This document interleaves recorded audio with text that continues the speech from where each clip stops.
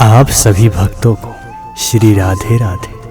आज हम सभी श्री कृष्ण के जन्म कथा के बारे में वर्णन करेंगे। द्वापर युग में पृथ्वी पर लगातार पाप और राक्षसों का अत्याचार बढ़ने लगा।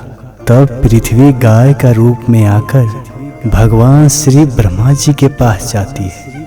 तब ब्रह्मा जी ने सभी देवताओं के साथ पृथ्वी की व्यथा सुनी और सभी देवताओं ने मिलकर भगवान विष्णु के पास गए और वहां जाकर ब्रह्मा जी ने भगवान विष्णु से बोले, हे नारायण, अब आपको पृथ्वी पर 8वें अवतार के रूप में अवतरित होना होगा।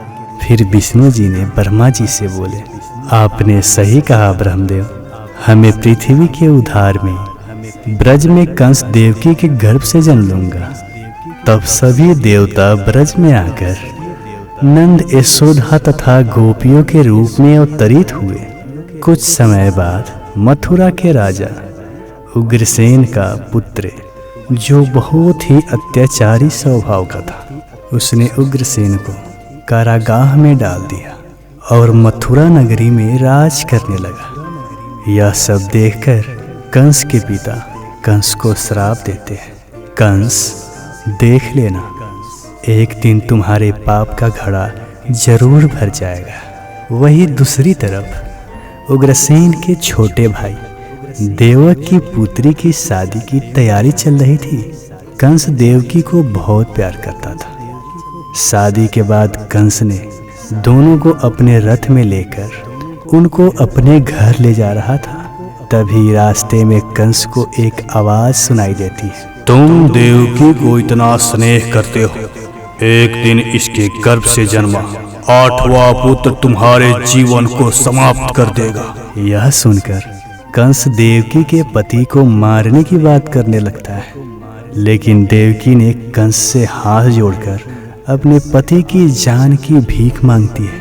फिर कंस देवकी और उसके पति को कारागार में बंदी बना लेता है। समय बीतता गया, देवकी के गर्भ से कोई भी पुत्र जन्म लेता, कंस उसको मार देता था।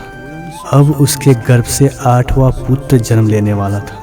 उधर वासुदेव के मित्र नंद की पत्नी यशोदा को भी संतान होने वाली थी।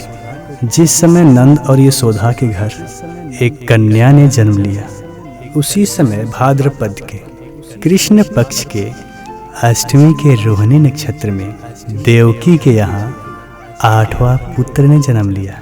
पुत्र को जन्म देते ही देवकी बेहोश हो गई। उसी समय कारागार में तेज प्रकाश से वासुदेव के सामने विष्णु जी प्रकट हुए।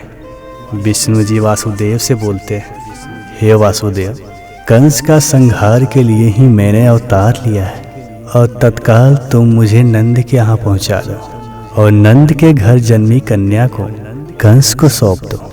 विष्णु जी की बात को सुनकर वासुदेव ने श्री कृष्ण को एक टोकरी में लेकर चल दिए।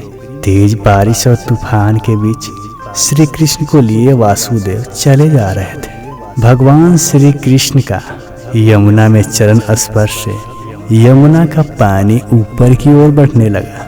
तभी श्री कृष्ण अपना चरण यमुना में स्पर्श करते हैं। फिर यमुना जी का पानी घटने लगता है। फिर वासुदेव नंद के घर पहुंच जाते हैं और नंद से बोलते हैं, मित्र, इस बालक को तुम्हें सौंप रहा हूं। आने वाले समय में यह बड़ा होकर कंस का सर्वनाश करेगा और मथुरा नगरी का रक्षा करेगा। फिर वासुदेव पुत्री को लेकर कारागार में चल देते हैं। जब कंस को पता चला कि देवकी को पुत्र नहीं पुत्री की प्राप्ति हुई है, तो वह देखता ही रह गया। और कुछ दिन बाद श्री कृष्ण ने कंस को समाप्त कर दिया।